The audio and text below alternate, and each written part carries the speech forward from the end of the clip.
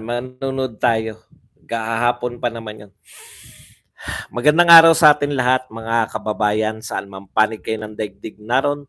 Dito na naman tayo sa another episode ng ating vlogs, Badong Aratelis po. Pag-uusapan natin ngayon, ito po, no? Yun pong motivational speech ni Inday Sara tungkol po sa panonood ng concert kay Taylor Swift. Ay tila ito po yung pinapakalat naman ngayon ng mga talyanista, mga ngagba, no? Na parang yan yung patunay na si BP Sara daw ay manunood ng Taylor Swift. Pero hindi po nila na-gets yung punto ni BP Sara. Pag-uusapan din po natin, ito po, yung pong mga pinaghandaan, 20 million na paglamon, napakagagandang mga damit, no? Para ipagmalaki po ng administrasyon ni Marcos lahat ng kanya nagawa sa mahigit na 2 taon ng pamumuno ay nabura po, no? Ng isang bagyo lang, si Karina. Hindi po to super typhoon, ha? Isang pipitsuging bagyo. Pangkaraniwang bagyo lang to. Okay. Pag-usapan din po natin, ito po yung mga vlogger po ng kabila, balik na po matapos po silang masyak, no? Sa kawalan ng aksyon ng administrasyon sa palagay ko nagulat din sila eh. Balik na po sila ngayon sa dati. Atake na naman sa mga Duterte. Yan po mga pag-uusapan natin, pero bago yan, kung bago ka pa lang dito sa ating channel, mag-subscribe ka na. Dahil ito lang ang tayong channel na may kinikilingan, may pinapanigan, una sa balita, huli sa impormasyon, kaya ano pang hinihintay nyo? Pindot na. Okay, pag-usapan po natin, no? Unahin na po muna natin si BP Sara. No, alam nyo po, meron po kasing speech. Hindi, recently lang yun eh. Parang natatandaan ko pa yun. Alam nyo po, ang purpose po nung K-12, no? 3 po, no? Makapag-aral ka, papuntang kolehiyo. Pagkatapos mo, 3 po yan eh. Pagkatapos mo ng K-12 o senior high school, handa ka ng mag-aral sa kolehiyo or handa ka ng magtrabaho or handa kang magnegosyo. Yun, no? Yun. Ngayon, dahil sikat na sikat po si Taylor Swift, talaga naman sikat na sikat siya sa buong mundo, lalong-lalo na sa mga kabataan. Ganun po yung mga motivational speech. Pag ikaw nagsasalita ka, kausap mo mga kabataan, bababaan mo sila ng level. Hindi mo sila gagaya sa'yo na lutang na lutang. Si Lenny, pag nag-motivational speech yan, ganito eh. Bubuwagin natin, sama-sama nating bubuwagin ang pader ng kahirapan. Iangat ninyo ang sarili nyo mula sa laylayan ng buhay. Yan po yung mga salitang walang mga kahulugan. Masarap pakinggan pero aantukin ka na lang, di pa ba tapos yan? Ito pong mga speech ng mga Duterte, no? Hindi ka iduduyan kasi hindi patula eh, no? Ang sabi ni Inday ganito eh, huwag nyong pangarapin lang.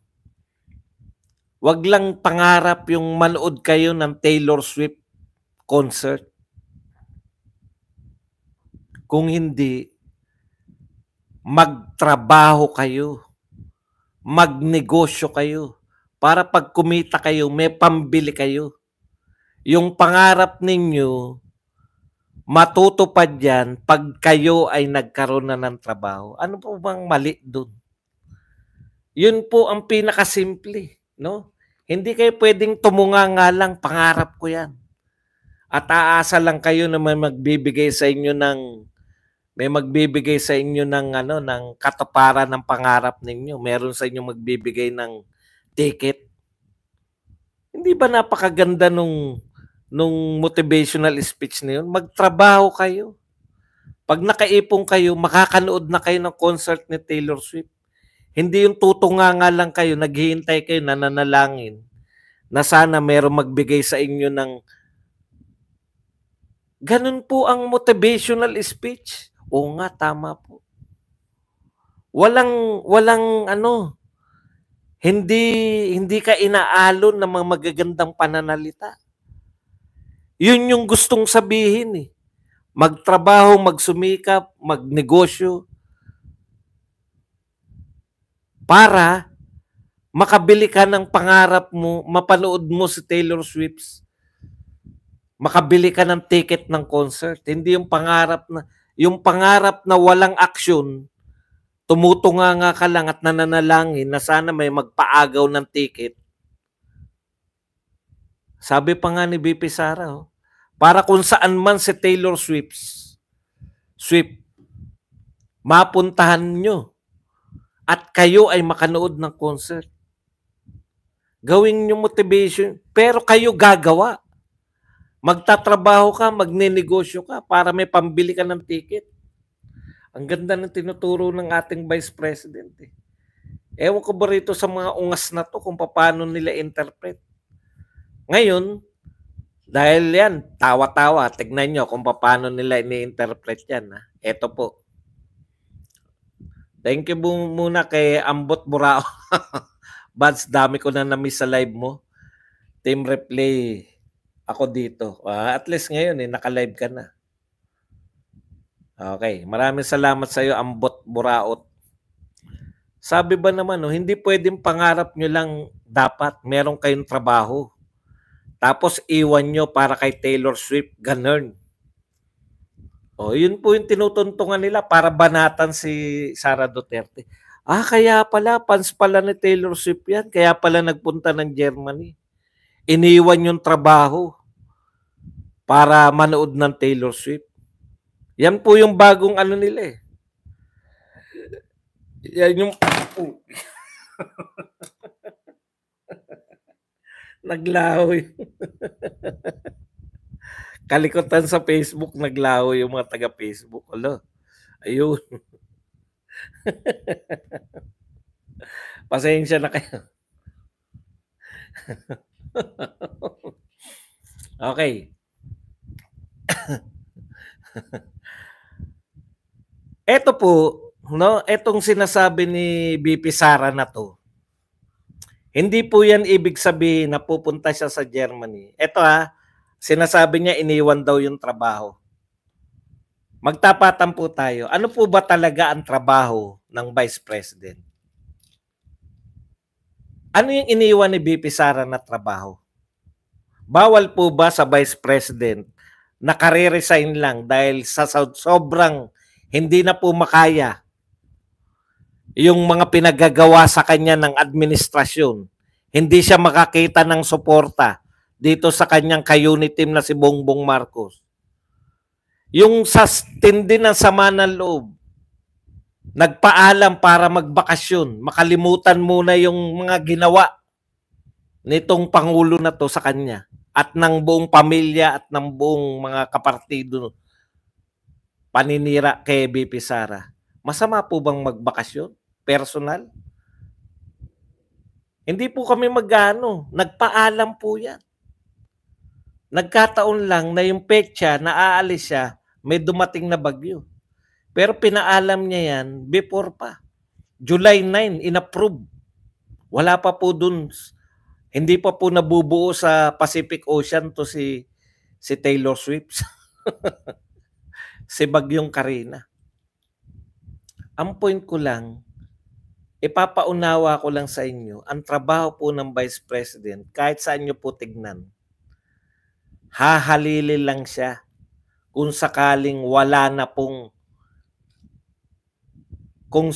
mawala ang presidente, kung sakaling hindi kaya ng presidenteng manungkulan, kung sakaling naging imbalido kahit hindi po namatay, naging imbalido, hindi na kayang manungkulan.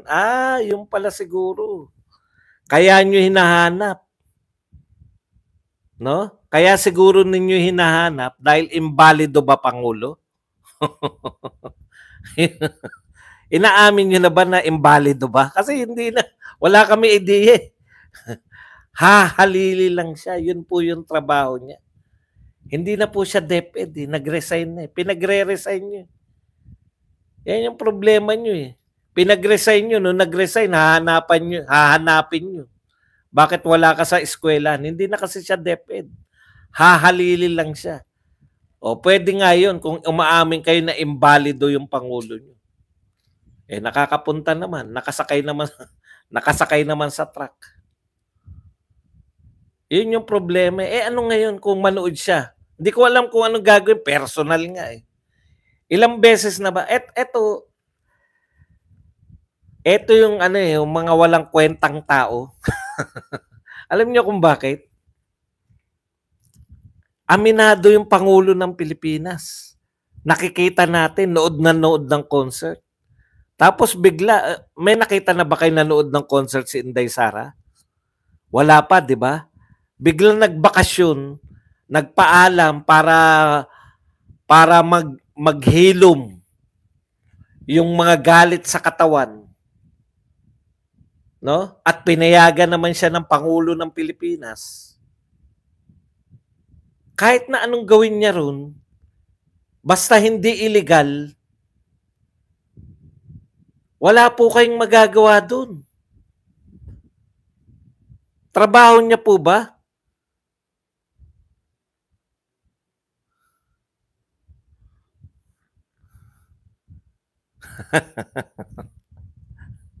Kanor na mahilig sa chicks. Ikaw ba, chicks ka ba?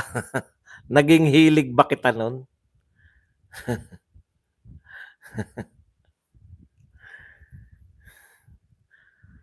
Ang trabaho po ng Vice President talaga, hahalili lang po siya. Ngayon, kung hindi niya na nagagampanan, tsaka nyo sitahin. May nangyari na po ba sa Pangulo? May humalili po ba na iba? Kaya nyo hinahanap? Okay, punta na po tayo rito. No? Alam po ninyo, tapos na yung tapos na po yung bagyo. Busy pa po ngayon. No? Ngayon po nagmi-meeting, ngayon po ngayon, tignan niyo lang ngayon po panay ang meeting ni BBM. Panay pagpaplano ngayon. Tapos panay po yung pagbibigay nila ng ayuda ngayon, no? Wala na po yung bahay. Tutulong ba kayo magwalis? Walis na lang. Ngayon po sila namimigay po, hindi po tatanggihan na may yung ayuda. Kaya lang napakalaki po ng pagkakaiba ni Pangulong Duterte. Yan naglabasan na naman po yung mga picture. Before dumating yung mga bagyo. At halimbawa po may isa sa mga kasama nyo riyan, si Crisostomo Ibarra. Nag-post siya sa Twitter eh. Pinost niya yung actual na meeting, picture ng meeting ni Duterte 2 or 3 days before dumating yung bagyo. May task force na po na ompong. Hindi po parang hindi natin kilala yung ompong, no? Pero mabuti na nga katulad ng inuulit ko, mas mabuti pa po. Mas mabuti pa po yung yung handa ka na hindi pala malakas yung bagyo kaysa hindi ka naghanda tapos hanggang dibdib pala yung o hanggang bubong pala yung baha. Sa totoo lang po, ang SONA po, ang tagal pinaghandaan ng Pangulo. 1 linggo yata niya, nire-review yung mga sasabihin. At sinasabi yan, pinagmamalaki nila na nire-review niya talaga maigi. Tapos pinalakpakan, no? Hindi ako kumikibo kasi maganda naman delivery niya. Hindi natin binabanatan yung ang sinasabi lang natin, panay pangako lang, tsaka yung mga naipagmalaki niya, yung mga continuation. Wala talaga yun sa kanya pa lang. Ngayon, akalain nyo, kaya hindi ako, ang puna ko dun sa SONA niya, parang hindi makatotohanan eh. Kasi ang dami. Tinagalan, no? Ang daming binanggit, pati mga maliliit. Sabi ko nga, paano namin ma-check yan? Di ba? Pero meron tayong chinek na sinabi niya eh, na parang hindi ka panipaniwala. Ano ba yung, may sinabi siya ron na nakalimutan ko na, pero chinek ko yun eh. Na, ayun, basta mamaya maalala ko yan. Di, ang dami-dami niyang sinabi, no?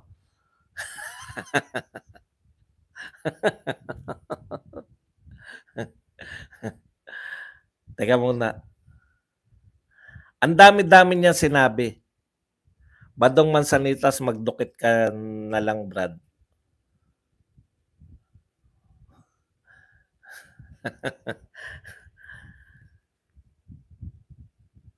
Isa po sa pinagmalaki niya, yung 5,500 na flood control. Bakit mo ipagmamalaki yun? Ibig sabihin, kaya mo siya pinagmamalaki kasi kung meron darating na bagyo, hindi tayo ganong babahain. Yun yung point doon, di ba? Kasi kung wala naman silbi yun, bakit mo ipagmamalaki? Yun yung purpose nung kaya mo siya pinagmamalaki, no?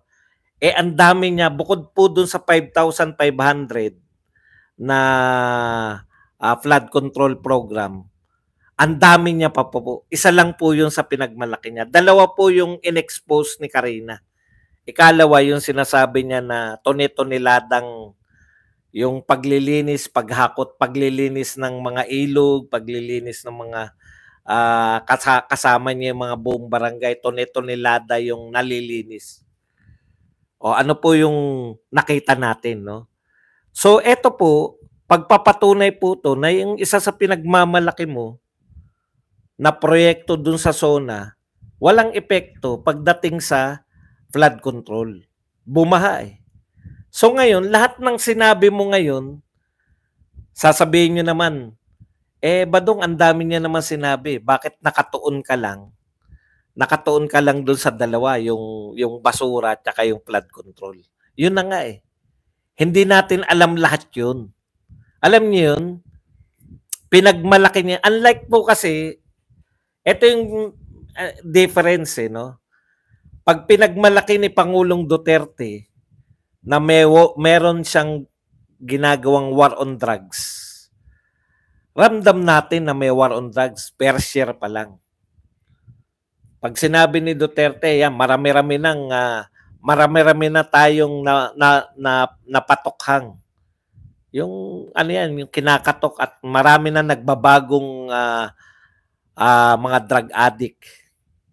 Yeah? Sinasabi yan, di ba? Marami nang sumuko at nagbagong buhay. O, yun. Ramdam natin yun kasi kita natin. Maraming build program. Nakikita natin. Pag pinagmalaki ni Pangulong Duterte na nilinis niya yung Boracay at saka yung Manila Bay, nakikita natin sa actual, hindi natin pagdududahan. Yung mga sinabi ni Pangulong Marcos, ang dami niya sinabi, yun nga, pinagdudahan. Paano natin matitiyak na talagang meron yan? No?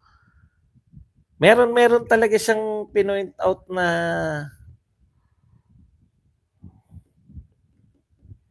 mamaya maalala ko yan. So, ang point dun, pinagmamalaki pa ni Pangulong Marcos yung proyekto niya, hindi naman pala effective. Hindi naman pala siya nakakaharang sa bagyo. Hindi naman talaga siya nakakatulong sa mga magsasaka. O kung hindi man, sasabihin nyo, Badong, dalawa lang yung napatunayan ni Karina. Palagay na natin, Badong, na tama yung sinasabi mo. Dalawa lang yan eh. Ang dami niya sinabi. Yun na nga po. Kaduda-duda na ngayon yung mga iba niya ring sinabi. Kasi pinagmalaki niya yan, yung mga dami na ng ani. Sa usapin ng paano bababa yung presyo ng bigas. Pinagmamalaki niya yung dadami na ani kasi ang dami niyang pinapatay yung mga patubig. Kung eto nga hindi effective eh. Kukwestiyonin nyo na ngayon, effective din ba kaya yung patubig? Effective din po pa kaya yung mga pinagmalaki niyang iba? Isang bagyo lang, sira kagad. Hindi pa nasira na kagad. Hindi po yung yung flood project, kundi mismo yung kredibilidad, yung lahat po ng mga proyekto ni ni Pangulong Marcos mismo. O yan lang ang kaya nila eh. Tawagin ako manyakis. Tanungin nyo kung minanya ko na sila. Tanungin nyo, minanya ko na ba kayo?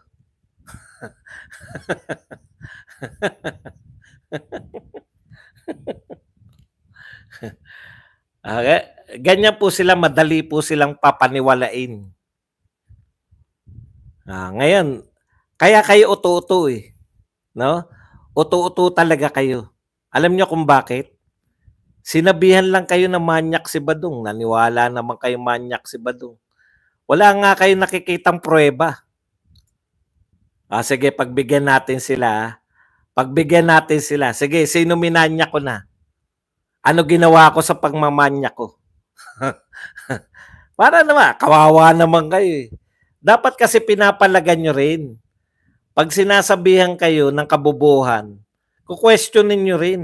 Tanungin nyo yung nagsasabi, minanya ka na ba ni Badong?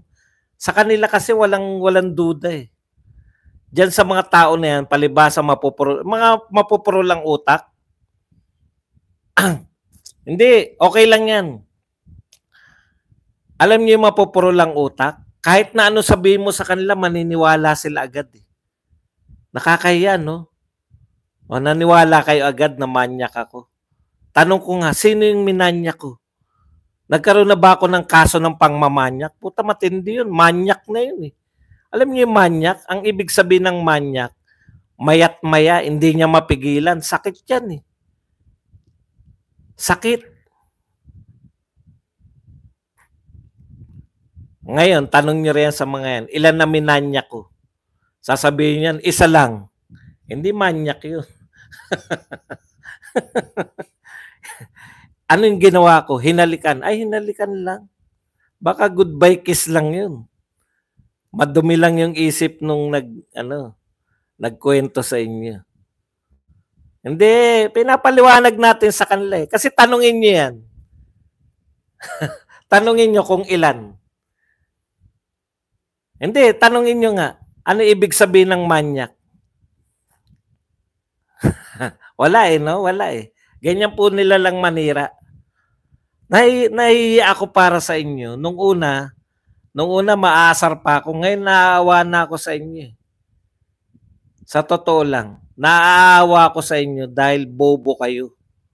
May nagsabi lang manyak si Badong. Ano ba ginawa? Hindi nyo man lang kinwestiyon. Ano ba ginawa ni Badong para masabi mo manyak? Nang hipo ba? Hindi. Ano? Nag-goodbye kiss. Ay, pucha, kamanya ka na pala yung goodbye kiss.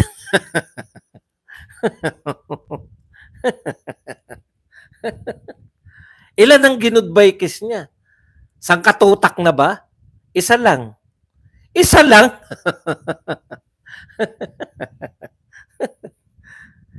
Nasa na yung, nariyan sa channel ni Badong.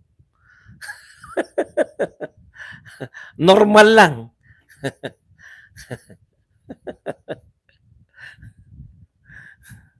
Normal na sila, nagkaunawaan na sila. Meron silang hindi pagkakaunawaan. Okay na, manyak na. Yung mga manyak, hindi mo napipigilan. Parang high blood. High blood, hindi mo mapigilan eh. Okay na ba? Okay, balikan na natin, no? Dito naman tayo. Yan, balik na naman sila. Tira na naman. Alam nyo, naawa ko sa inyo, sa mga vlogger ni... naawa ko kay Martin Romualdez. Kasi siya yung gustong i-promote di ba? Siya yung ginagawa niya lahat. Mamimigay ng ayuda. Pagkatapos ng baha, nariyan na siya. Bigay ng ayuda. No? Ang problema, yung supposedly na magpo-promote sa kanyang mga ginagawa, busy sa paninira sa mga Duterte. Wala akong nakita na topic. Sa totoo lang Ay, iba po yung mukha. Talagang ganun. Mukha nga akong magnanakaw. Mukha akong rapist. Iba po yung mukha. Pagka mukha lang, wala pong kaso yun. No? Naawa ko kasi nagsisikap naman siya eh. Alam niyo yun? Nagsisikap siya para mapalapit sa tao, para sumikat. Tapos ang dami-daming nakapaligid sa kanila. Hindi pa rin siya sumisikat kasi very busy. Mali yung ano yung kumbaga sayang kung hindi ko sinasabi nagbabayad si Martin ha. Kung may binabayaran kang PR, wag na si Martin kasi sensitive yung mga yan eh. Kung ikaw politiko, nagbabayad ka ng PR tapos ang resulta hindi ka pa rin nakakatungtong na 1% sa presidential. Baka mali yung mga ginagawa na nagpe-PR sa'yo. Di ba? Baka pinopromote nila si BP Sara, hindi ikaw. Tignan nyo, lahat ng bukang bibig nila may gawin si BP Sara. BP Sara ng BP Sara. Ganyan na ganyan yung pagkakamali ng mga ano eh, ng mga dilawan eh. Bongbong Marcos sila, Marcos, Duterte, banat sila ng banat. Hindi nila namamalayan, pinopromote nila ng pinopromote yung Marcos Duterte. Duterte pinopromote. Maya't maya, pag may sinabi si BP Sara, kahit ayaw ng kunin ng mga wala ngang press si BP Sara eh. Dahil ayaw nga nilang ano eh, ayaw ngang kunin na ng press eh. Pero etong mga masigasig na nagpo-promote kay BP Sara tong mga vlogger. Sayang yung ano eh, sayang yung gastos.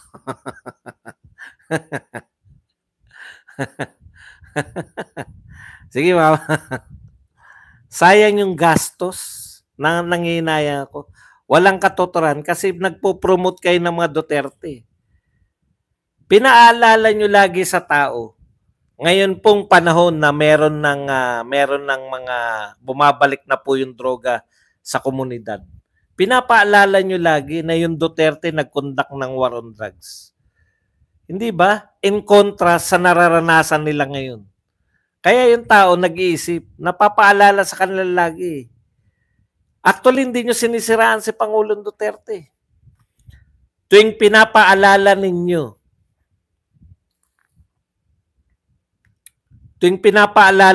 yung war on drugs ni Pangulong Duterte, pinopromote nyo.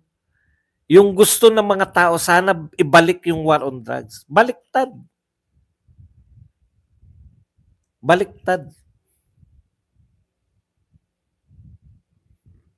Alam ng mga tao, kilala nila yung mga adik, nagbalik na. Namimeste na naman sa mga lugar nila. Tapos pinapaalala nyo, pinagmamalaki nyo, bloodless war on drugs.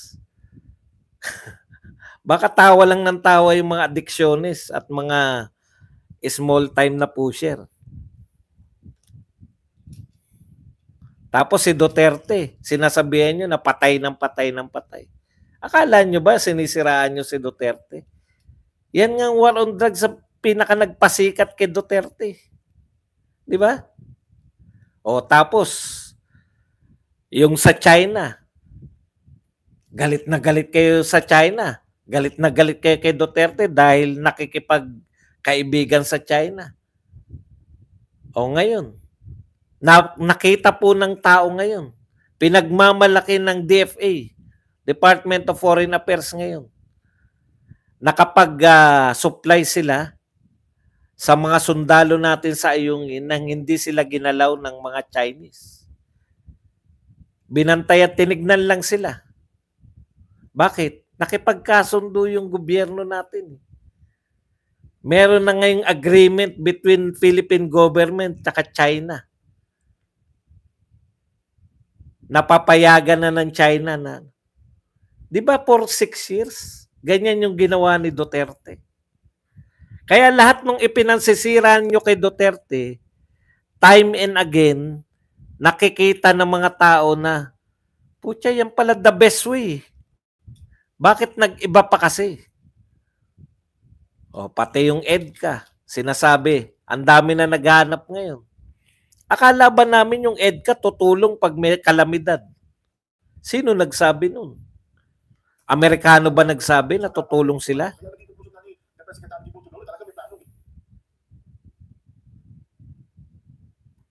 Alam ba, sinabi ba ng mga Amerikano na yun ang purpose ng EDCA? Hindi.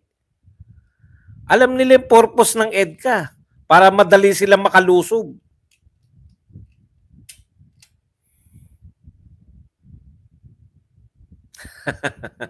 Okay, tanyo, ako raw sisira sa bayan natin. Tanyo, konti lang nanonood sa akin pero ang tingin ni Pat Sabilio, ako sisira sa bayan. Ang dami nanonood sa mga vlogger nyo, mas marami nanonood kay Abe at saka kay Jared kaysa sa akin. Bakit ako sisira sa bayan? Kasi wala naniniwala. Kahit nanonood kayo, hindi nyo pinaniniwalaan. Tapos babanatan nyo, mali yung mga patakaran ni Tatay Digong. Sisisihin nyo, si Tatay Digong ang dahilan kung bakit mataas ang presyo ng bigas. Panahon ni Tatay Digong, hindi ganyan kataas ang presyo ng bigas eh. Alam niyo yun? Isisisi nyo lahat kay Digong ang lahat na nagaganap ngayon. Pati traffic, pati baha, bumaha ngayon, isisisi nyo kay... Alam nyo, bumabaha rin naman kay Duterte, di ba? Panahon po ni Tatay Digong, panahon po ni PRRD, bumabaha din po. Maraming beses din pong bumaha. Bakit po walang naninisi? Yun siguro doon kayo inggit na inggit, eh, no? Bakit nung panahon ni Tatay Digong bumabaha rin naman?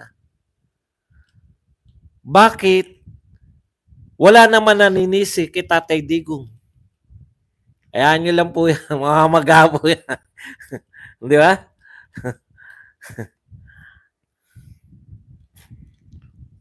Dinidinay mo na ngayon, hindi ka na BBM. Ano ka, Duterte ka, Pat Sabilio? Puchautot mo. Hindi na raw siya BBM. Ano ka ngayon? Duterte ka? Si Pat Sabilio, bumabaliktad na. Hindi na raw siya BBM. Duterte ka ba?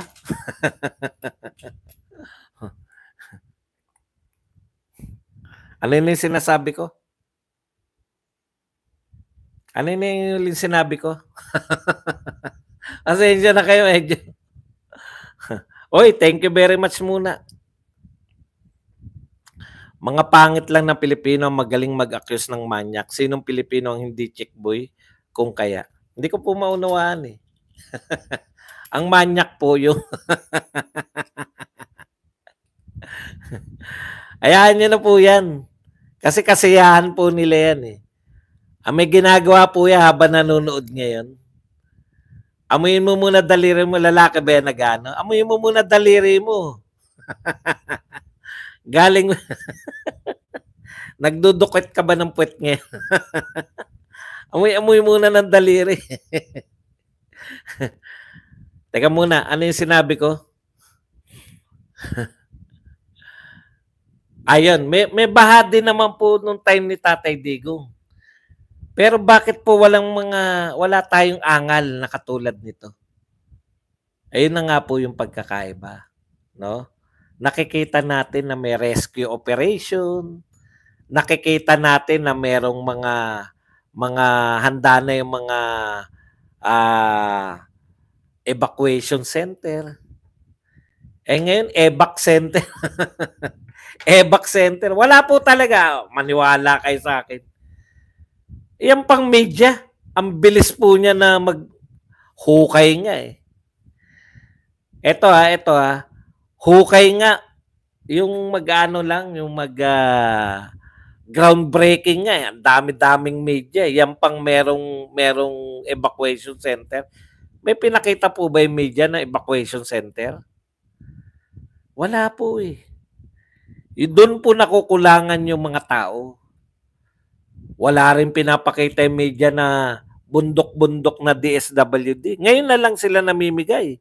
2 araw, hupa na yung... Pagkatapos pong humupa, 2 days after humupa, namimigay na ngayon ng ayuda. Ibig sabihin, ngayon lang po sila nakapagbalot. Ngayon lang. Hindi po ba nakakahiya yun? Pumapasok na eh. Ay hindi, Sabado ba?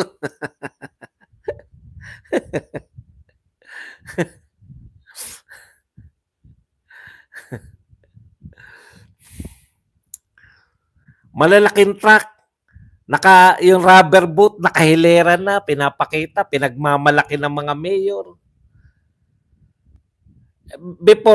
Imbis na maghanda, ano yung mga, may mga, mahilig po sa mga press con to mga, ano natin. Ano po pinipress con nila? Hahabulin namin yung mga nagpapakalat ng, ano, bumuo pa sila ng task force. Bakit pa kayo bubuo ng task force? Hindi naman dinidinay ni Maharlika. Ako nagpakalat, sabi ni Maharlika. Walang iba.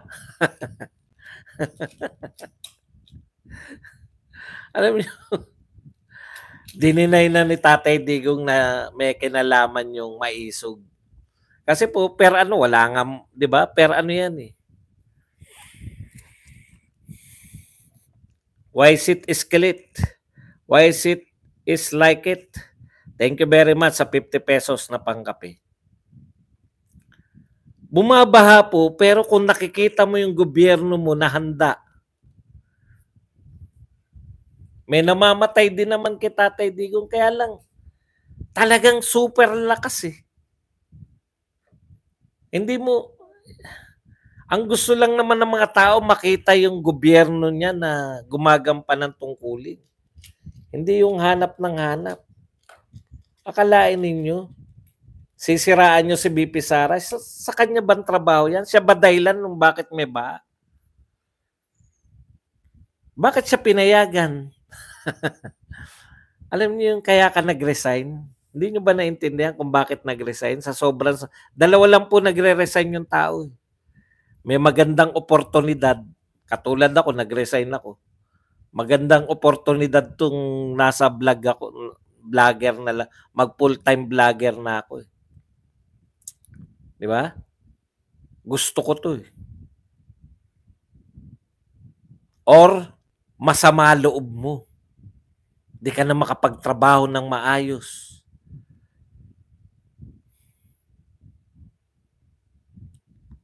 Si Senate President Zubiri, nung natanggal sa pagiging Senate President, nagbakasyon. Wala naman pong problema.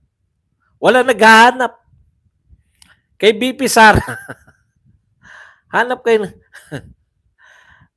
nadala ba ni BP Sara yung mga sukatan ng yung Pag-asa, yung ano ng Pag-asa na dala ni BP Sara? Yung sumusukat ng gaano karami yung ulan. Si BP Sara may dala-dala. Dinala niya sa Germany. Oo nga pala. Merong isang nagtanong, di ba? ICC kayo na ICC. 'Di ba sabi niyo may kaso si BP Sara sa ICC? Member pala yung Germany ng ICC. Bakit nagpunta dun si BP Sara?